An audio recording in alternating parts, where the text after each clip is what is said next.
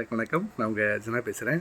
இப்போ என்ன கடன் பார்க்க போகிறோம்னா, மீண்டும் கேங்ஸ்டர் படத்தில் மிரட்ட வரும் எஸ்டிஆர் என்ன விஷயன்றதை டீட்டெயிலாக பார்க்கலாம். நம்ம தனுஷ் சார் எப்படி ஒரு வடச்சென்னை படத்தில் ஒரு மிகப்பெரிய ஒரு ஹிட்டு கொடுத்தாரோ, அதே மாதிரி தான் இப்போது சிம்பு சாரை வச்சு நம்ம வெற்றிமாறன் சார் வடச்சென்னை சாயலில் ஒரு கேங்ஸ்டர் படத்தை இயக்கியிருக்காங்களாம். இந்த படத்தில் படப்பிடிப்பு ஜூலை மாதம் ஸ்டார்ட் பண்ணுற மாதிரியும் பிளான் பண்ணிகிட்டு இருக்காங்கன்ற மாதிரி சொல்கிறாங்க.